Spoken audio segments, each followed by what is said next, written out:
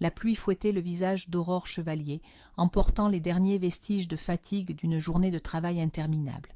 Elle tourna dans une ruelle sombre, espérant couper court pour rejoindre le métro. L'air humide sentait l'ozone et la saleté de la ville. Soudain, deux silhouettes surgirent de l'ombre comme des prédateurs en embuscade. « Le sac et le téléphone, vite !» grogna l'un d'eux, pointant brusquement un couteau.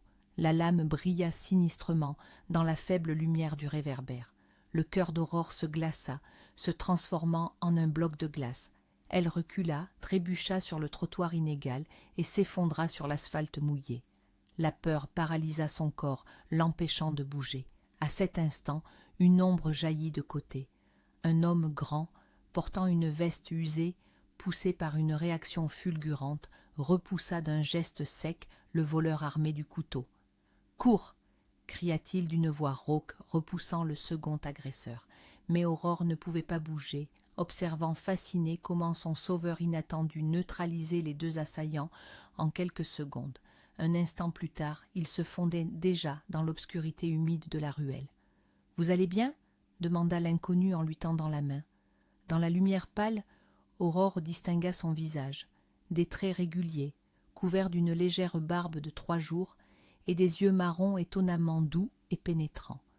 Ses vêtements n'étaient manifestement pas neufs, par endroits usés. « Oui, oui, merci, » souffla-t-elle, acceptant son aide et se relevant. « Je vous dois ma vie, laissez-moi au moins vous remercier. »« Ça n'en vaut pas la peine, » répondit l'homme en reculant dans l'ombre. « Faites attention à vous. »« Attendez. » Aurore le saisit par la manche, sentant la rugosité du vieux tissu. « Dites-moi au moins votre nom. »« Alexandre, » répondit-il après une courte pause, sa voix basse et fatiguée. « Alexandre, » répéta-t-elle en fixant son visage. Quelque chose dans ses yeux, dans son apparence fatiguée mais noble, la poussa à se décider. « Vous avez où passé la nuit ce soir ?» Il détourna le regard, et ce simple geste lui dit tout. « Mon Dieu, il est sans abri, et il vient de la sauver, sans même penser à une récompense. Écoutez, j'ai une proposition, » dit soudain Aurore, les mots sortant d'eux-mêmes. « Dans 3 jours, ma famille organise une importante soirée caritative. Tout le monde s'attend à ce que j'y apparaisse avec un fiancé que je n'ai pas. Ne pourriez-vous pas jouer ce rôle ?» Alexandre la regarda comme si elle avait perdu la tête. « Quoi ?» « Une seule soirée, » continua rapidement Aurore, sentant l'absurdité de la situation monter, mais ressentant étrangement que c'était la bonne chose à faire. En échange, vous aurez de nouveaux vêtements, un séjour dans un bon hôtel et une somme d'argent considérable. Alexandre resta silencieux, étudiant son visage. Son regard traduisait l'incrédulité mêlée à un vif intérêt. « Pourquoi moi ?» demanda-t-il finalement. « Vous ne savez rien de moi. Vous venez de risquer votre vie pour une inconnue. » sourit Aurore, sentant la peur froide s'éloigner, laissant place à quelque chose de nouveau, admiration et espoir. « Ça en dit plus sur vous que n'importe quel CV. » La pluie s'intensifia, se transformant en averse. Aurore sortit rapidement une carte de visite. « Voici mon adresse. Demain à 10 heures. Venez si vous êtes d'accord. Mon assistant Antoine s'occupera de tout. » Alexandre prit la carte, hésitant encore. « Qu'est-ce que je fais ?» se demanda Aurore. « J'invite un inconnu, un héros sans abri, à l'événement le plus important de l'année. Mais quelque chose en elle chuchotait obstinément. C'est la bonne décision. »« À demain, Alexandre, » dit-elle, se retourna et se dirigea rapidement vers le métro, sentant son regard la suivre dans l'obscurité mouillée. Le lendemain matin commença pour Aurore par un appel de son père, Léon Chevalier. « J'espère que tu n'as pas oublié la soirée ?» Sa voix était tendue. « Tout le monde attend de faire la connaissance de ton prétendu. Papa, je m'en souviens, ne t'inquiète pas. Ma fille, cette réception est très importante pour notre famille. Tous les partenaires clés seront là, la presse et les potentiels fiancés que tu as choisis, » termina Aurore mentalement. Exactement à 10 heures, la sonnette retentit. Alexandre se tenait sur le seuil, toujours dans la même veste élimée, mais rasée de près. Il la regardait avec ses bons yeux marrons. « J'accepte, » dit-il simplement. « Parfait, » s'exclama Aurore en souriant, ressentant une joie soudaine. « Je vous en prie, entrez. Voici Antoine, mon assistant. Il va s'occuper de votre transformation. » Les 2 jours suivants se transformèrent en un véritable marathon. Antoine s'avéra être un professionnel incroyable. Il organisa une coupe de cheveux, la sélection d'une garde-robe, un cours express d'étiquette. Alexandre étonnait tout le monde par sa capacité à apprendre sur le vif. Il saisissait les règles de comportement à table, mémorisait facilement les noms. « Où avez-vous servi ?» demanda un jour Aurore, remarquant sa prestance militaire. « Force spéciale » répondit-il brièvement. « Mais c'est du passé. » « Qu'est-ce qui s'est passé ? Pourquoi vous êtes-vous retrouvé dans la rue ?» Alexandre s'assombrit. « N'en parlons pas. Le passé doit rester dans le passé. » Tant de douleur dans ses yeux, pensa Aurore. Que lui est-il arrivé ? La soirée de la réception caritative arriva. Le somptueux hôtel particulier des Chevaliers brillait de 1000 feux. Devant l'entrée, les journalistes s'entassaient. L'apparition de l'héritière avec son fiancé promettait de faire la une. Aurore attendait Alexandre dans le hall de l'hôtel où il séjournait. Quand la porte de l'ascenseur s'ouvrit, elle resta un instant sans voix. Devant elle se tenait un homme élégant, impeccable, un smoking parfaitement ajusté, une coupe de cheveux courte qui soulignait les traits masculins de son visage et un éclat particulier dans ses yeux. « Vous êtes magnifique » souffla Aurore, sentant son cœur s'accélérer. « Vous aussi, vous êtes splendide » répondit-il sincèrement, la regardant dans sa robe de soirée émeraude. « C'est étrange, » pensa-t-elle. « J'ai l'impression de commencer à être réellement nerveuse. » L'apparition du couple dans la salle produisit l'effet d'une bombe. Tous les regards se tournèrent vers eux. Des chuchotements surpris se firent entendre. « Mon Dieu, qui est cet homme ? Quel couple magnifique ! D'où sort-il ?» Mais la plus étonnée de toutes fut une dame âgée en robe bleu foncé. En voyant Alexandre, elle pâlit soudain et se saisit le cœur. « Sacha, mon Sacha, c'est toi » murmura-t-elle en faisant un pas en avant. Alexandre se figea. Aurore sentit sa main se crisper. « Bonjour maman » dit-il doucement. Aurore regardait de l'un à l'autre, confuse. « Maman, c'est donc sa mère, la célèbre cantatrice d'opéra, Éliane Duval ?» Un silence pesant s'installa dans la salle. Éliane Duval, une célèbre cantatrice, regardait son fils avec un mélange de joie et d'horreur. « 3 ans » sa voix tremblait. « 3 ans que nous te cherchions. Après cet incident. »« Pas ici, maman » l'interrompit fermement Alexandre. Le père d'Aurore, Léon Chevalier, s'approchait déjà précipitamment. Son visage exprimait une surprise extrême. « Madame Duval ? Alors, ce jeune homme » commença Léon.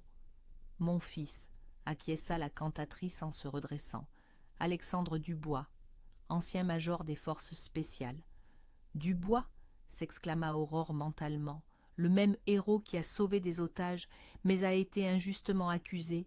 L'histoire d'Alexandre Dubois avait fait les gros titres il y a 3 ans. Officier brillant, il avait dirigé une opération de libération d'otages. Tous avaient été sauvés, mais certaines personnes influentes s'étaient retrouvées impliquées dans le crime. On avait tenté de corrompre Alexandre, de le menacer.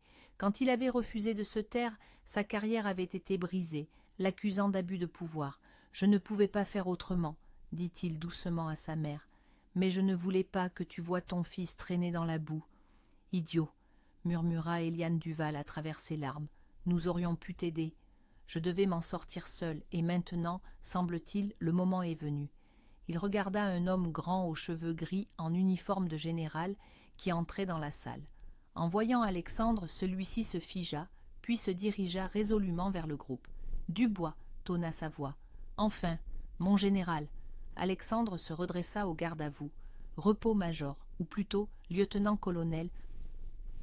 Votre réintégration a été signée hier. Toutes les accusations sont levées. » Un murmure de surprise parcourut la salle. Aurore sentit son cœur battre très fort. « Ces gens, ils ont été arrêtés ?» demanda doucement Alexandre. « Oui, vos documents se sont avérés très utiles. Vous pouvez maintenant reprendre du service. » C'est donc pour ça qu'il s'était retrouvé dans la rue, comprit Aurore. Il se cachait, rassemblant des preuves. « Alexandre !» retentit la voix autoritaire de Léon Chevalier. « Je dois vous présenter mes excuses. Ma compagnie a refusé de vous apporter son soutien à l'époque à cause de certaines pressions. Je comprends, acquiesça Alexandre. Vous protégiez votre entreprise. » Et pourtant, Léon hésita. Permettez-moi de réparer cette erreur. Nous avons justement une vacance pour le poste de chef de la sécurité. Aurore retint son souffle. Les événements se déroulaient à une vitesse incroyable. Est-ce que son père offre un poste à un homme qu'il voit pour la première fois, bien que sa réputation et son acte parlent d'eux-mêmes?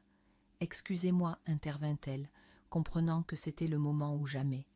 Mais je dois expliquer quelque chose à tout le monde. J'ai invité Alexandre comme mon fiancé, mais... Aurore inspira profondément. En réalité, nous nous sommes rencontrés il y a 3 jours, quand il m'a sauvée d'agresseurs dans la ruelle. Des exclamations surprises retentirent dans la salle. Je ne savais pas qui il était. J'ai juste vu un homme qui, sans hésiter, s'est précipité pour aider une inconnue. Alexandre la regardait avec une expression incompréhensible. « Ma fille, tu es folle !» murmura Léon Chevalier. D'inviter un inconnu qui s'est avéré être un héros et un homme honnête, termina fermement Aurore, regardant son père droit dans les yeux. « Et je ne regrette rien. Ce n'est qu'un jeu, ajouta-t-elle en elle-même avec une tristesse soudaine. Permettez-moi aussi de dire quelque chose. Alexandre s'avança. J'ai accepté la proposition d'Aurore parce qu'elle m'a rappelé ce que signifie être humain. Il se tourna vers elle. Pendant 3 ans, j'ai vécu comme une ombre, ne faisant confiance à personne. Et vous, sans rien savoir de moi, vous m'avez offert votre aide. Vous avez cru en moi. Aurore sentit les larmes monter. Je ne peux pas faire semblant d'être votre fiancé, continua-t-il, mais si vous me le permettez, j'aimerais vous courtiser réellement. Un silence absolu régna dans la salle. Le cœur d'Aurore semblait avoir manqué un battement. Elle regardait ses bons yeux marrons et comprenait. En 3 jours, elle était tombée amoureuse. J'accepte, murmura-t-elle. Éliane Duval sanglota et pressa un mouchoir sur ses yeux. Léon Chevalier semblait stupéfait, mais du respect apparut dans son regard. Le général Lefebvre toussa. « Dubois, je vous autorise à reprendre le service dans 1 semaine. Et maintenant, il me semble que vous avez des affaires plus importantes. » « Est-ce que ça se passe vraiment ?» pensait Aurore. « Ou est-ce que je vais me réveiller maintenant ?» L'orchestre commença une valse. Alexandre tendit la main à Aurore. « Me permettez-vous de vous inviter ?»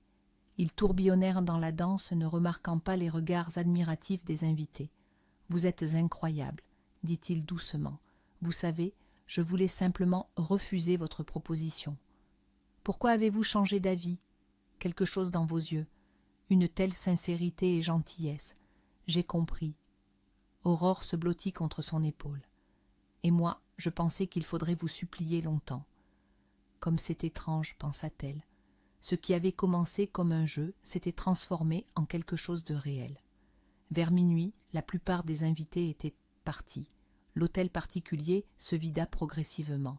« Maman, ce n'est pas la peine, » disait doucement Alexandre à sa mère. « Je suis le seul responsable.